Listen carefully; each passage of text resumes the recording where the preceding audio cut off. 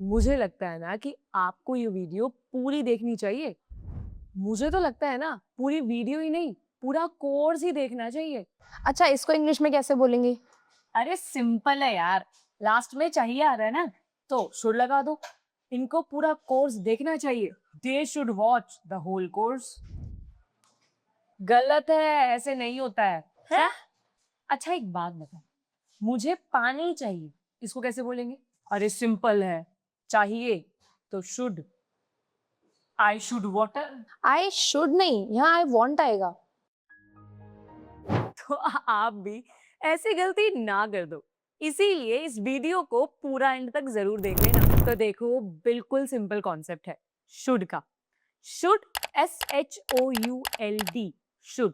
पहली चीज, इसमें एल साइलेंट होता है तो इसको शुल्ड नहीं शुड बोला जाता है। दूसरी चीज, इसका यूज किया जाता है जब भी हम किसी को कोई सजेशन या एडवाइस या सिंपल भाषा में कह लो सलाह देते हैं। यानी कि जब आप किसी इंसान को अपने एक्सपीरियंस के दम पर या अपने खुद की कैलकुलेशन के दम पर किसी दूसरे इंसान को या एक से ज्यादा लोगों को कुछ सलाह देते हो कि आप ऐसा करो, ये आपके लिए बेहतर है, आप वैसा मत करो, ये आपके लिए सही नहीं है।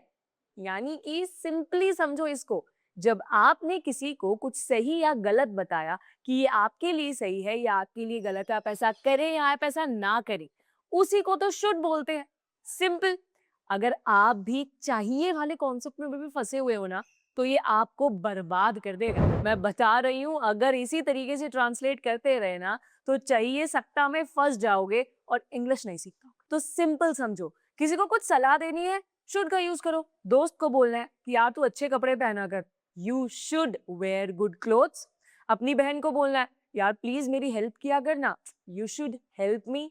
आपको अपने किसी दोस्त को कोई सलाह देनी है कि तेरे को ना पढ़ाई करनी चाहिए, तू पढ़ता नहीं है यार, तो you should study hard.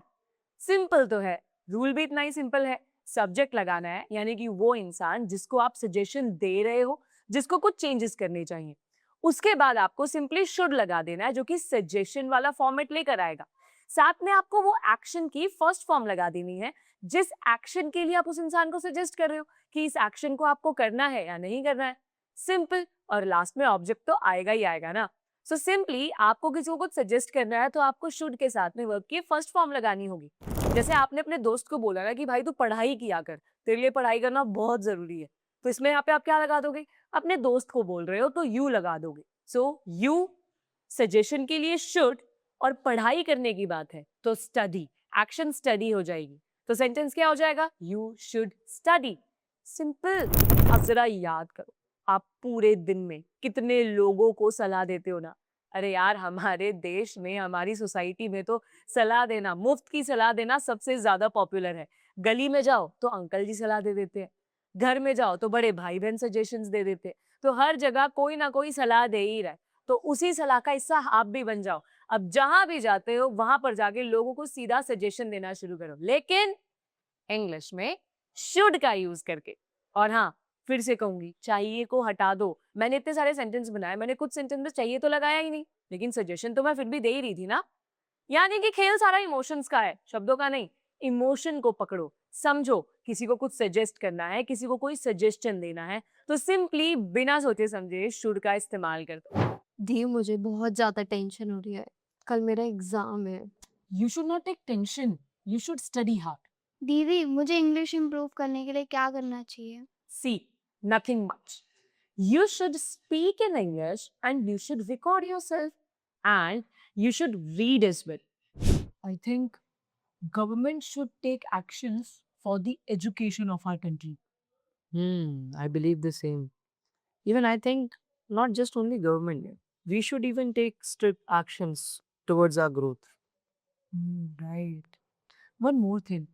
Don't you see these days there are a lot of garbage here and there? That's true. I think we should not throw garbage here and there. We should not throw garbage. Even I feel like we as a youth, we should take some like action on this and we should clean the clean the locality. Correct. Right. We should take action and we should clean our localities. Yeah. Right. I think we should start it from tomorrow on. Right.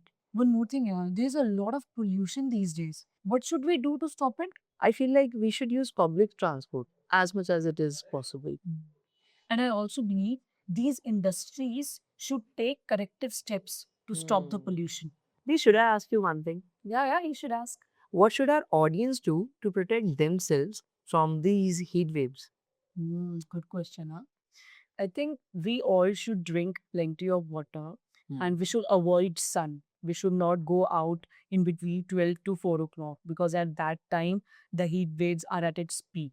All right. Also, we should always cover our head when we are moving out under the sun. And we should not use a lot of ACs because that even dehydrates our body. So we should not use ACs a lot. And we should eat non-spicy food because that does not bring inflammation in our body. So these are the things I guess you and our audience should do. तो अभी मैं आपको कुछ suggestions देती हूँ. You should work hard. आप लोगों को बहुत मेहनत करनी चाहिए अगर इंग्लिश सीखना चाहते हो तो. For that you should read often. आपको पढ़ना चाहिए, इंग्लिश को रीड करना चाहिए. You should speak as well. आपको बोलना चाहिए. And you should practise daily. आपको रेगुलरली इंग्लिश की प्रैक्टिस भी करनी चाहिए. तो देखा ना कितना आसान था शुड. लेकिन वेट, दोबारा से इसको चाहिए से एसोसिएट मत कर देना, क्योंकि चाहिए और शुड का कोई रिलेशन नहीं होता है. आप समझो, मैंने आपको पहले भी बताया है, हिंदी अलग भाषा है, अंग्रेजी अलग. दोनों को आपस में मिला दोगे तो कुछ समझ नहीं पाओगे. सो चाहिए मतलब शुड नहीं होता है. इस फितूर को अपने दिमाग से निकाल दो और समझो सिर्फ सजेशंस, एडवाइस, यानी कि आपको लगता है कि किसी इंसान के लिए कोई चीज जरूरी है, उनको वो काम करना चाहिए या नहीं करना चाहिए, मतलब उनके लिए वो बेनिफिशियल है या नहीं. जब आप ये चीज किसी इंसान को बताते हो ना, अपने अकॉर्डिंग, अपने एक्सपीरियंस के अकॉर्डिंग, तब वहां पर हम शुड का यूज करते हैं. सोचो जरा, एक बार समझो. कई बार होता है ना, आप अपने दोस्तों को अपने अनुसार कुछ चीजें समझाते हो कि आपको जो सही लगता है आप उनको सलाह देते हो सकता है कोई दूसरे इंसान का ओपिनियन अलग हो, लेकिन आप अपने ओपिनियन के दम पर अक्सर अपने दोस्तों को कुछ सलाह देते हो, अपने छोटे भाई बहनों को कुछ सलाह देते हो ना. ये सलाह वाला जो इमोशन होता है ना, इसी को ही शुड बोला जाता है. सिंपली शुड के साथ वर्ब की फर्स्ट फॉर्म लगा देनी होती है. ध्यान रखना, ये जितने भी मॉडल्स होते हैं ना, can, could, should, may, might, इनका इंग्लिश में कोई डायरेक्ट मीनिंग नहीं होता है. जैसे गो मतलब जाना, ईट मतलब खाना, स्लीप मतलब सोना. लेकिन इन मॉडल वर्ब्स का कोई हिंदी में एग्जैक्ट मीनिंग नहीं होता है. इनके इमोशंस होते हैं, जैसे शुड का सजेशन, कैन का पावर एंड एबिलिटीज, इसी तरीके से. सो गलत तरीके से पढ़ना बंद करो, अदरवाइज आप जीवन भर कंफ्यूज ही होते रह जाओगे. You should adopt a right method to learn English language. So ये था आज की वीडियो के लिए, जिसमें आपने सीखा शुड. अभी आपको क्या करना है ना, सिंपल, आपको देनी है सलाह. आज जब भी आप ये वीडियो देख रहे हो, आने वाले 12 घंटे तक एक चैलेंज दो खुद को कि आप अपने आसपास जो भी चीजें देखने वाले हो ना, अपने अनुसार आप हर इंसान को, हर चीज को कुछ ना कुछ सजेशन जरूर दोगे. जाओ सड़क के ऊपर और सजेशन देना शुरू कर दो. I think they should change the colour of this wall.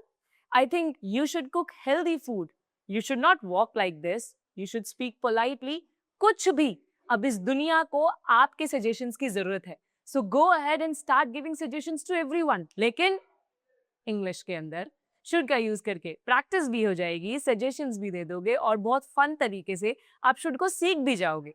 सो इस तरीके से आपको शुड की प्रैक्टिस करनी है. कमेंट बॉक्स में हमारे लिए भी कोई सजेशन जरूर छोड़कर जाना जो आपको लगता है हमारे लिए जरूरी होंगे शुड का यूज करके. I'll read all your suggestions right there. बाकी डिस्क्रिप्शन बॉक्स में आप लोगों के लिए कुछ सेंटेंसेस हैं जिनको रीड करके थोड़ा और प्रैक्टिस कर सकते हैं. सो मिलते हैं आज शाम 8 बजे वाली वीडियो में, जहां पर इसी कॉन्सेप्ट को प्रैक्टिस करने वाले हैं कुछ इंटरेस्टिंग तरीकों से. सो मिलते हैं 8 बजे.